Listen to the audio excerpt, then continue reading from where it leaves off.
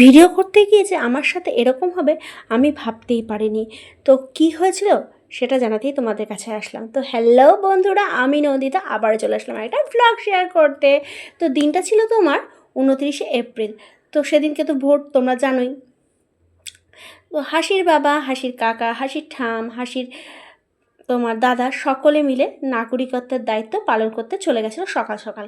আর আমি চলে গেছিলাম তাদের পেটের যে খিদেটা সেটা মেটানোর জন্য রান্নাঘরে গিয়ে আগের দিনে ঘুগনিটা বসিয়ে দিয়ে, মানে মটর যে ভেটানো ছিল সেটা বসিয়ে দিলাম প্রেশার কুকারে। আর তারপরে ঘুগনিটা করে ফেললাম। আর এরপরে কি আটা ময়দা মেখে ফেললাম। তোমরা ভাবছো তাহলে যা কোথায়?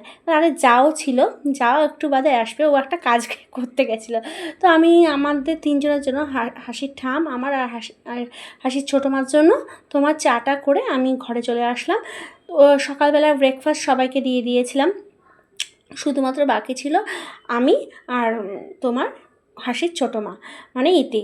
তো এই দেখো বাচ্চা পার্টিদেরও আজকে খাওয়া হয়ে গেছে। আর অংশুবাবুকে একটা লুচি দেওয়া হয়েছে, কারণ ও তো তোমরা তো জানো যে ওর গমের জিনিস খাওয়া বারণ, দুধের জিনিস খাওয়া বারণ।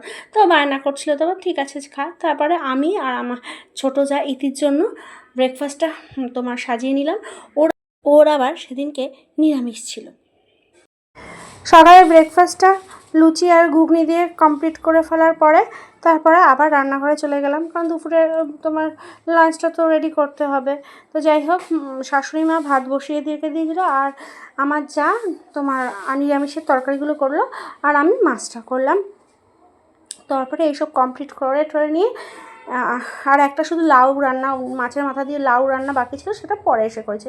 তারপরে স্নান টান করে নিলাম আর বাজেটঙ্গলিকে দিয়ে তারপরে 1টা বাজে এবার রেডি হয়ে নিলাম, চলে গেলাম আমরা দুজনা নাগরিকত্বের কর্তব্যটা পালন করতে, মানে ভোট দিতে। তারপরে কি বাড়িতে এসে তো তোমার বলেছিলাম না তোমাদেরকে যে লাউ রান্নাটা বাকি ছিল মাছের মাথা দিয়ে, সেটা কমপ্লিট করে ফেলে দিলাম।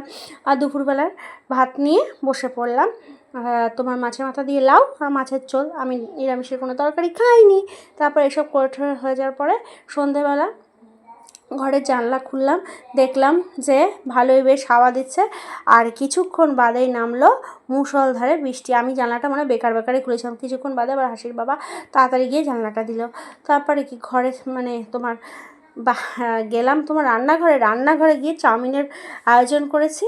ও মা, এইসব শুটিং করতে করতে আমার জানো কী হয়েছিল, মোবাইল স্ট্যান্ডটা মোবাইলটা তোমার মানে কড়াইয়ের পাশে পড়ে গিয়েছিল একদম। আর দাউ দাউ করে তোমার ফ্রাই প্যান দিয়ে আগুন ধরতে গেছে। ভাগ্য ভালো মোবাইলটার কিছু হয়নি।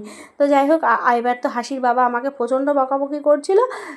তো আমি আর পরের শুটিংটা করতে পারিনি। তো ঘরে এসে হাসিকে চাউমিন দিলাম, আমি চা খেলাম, তারপরে আমি আমার চাউমিনটা নিয়ে বসলাম।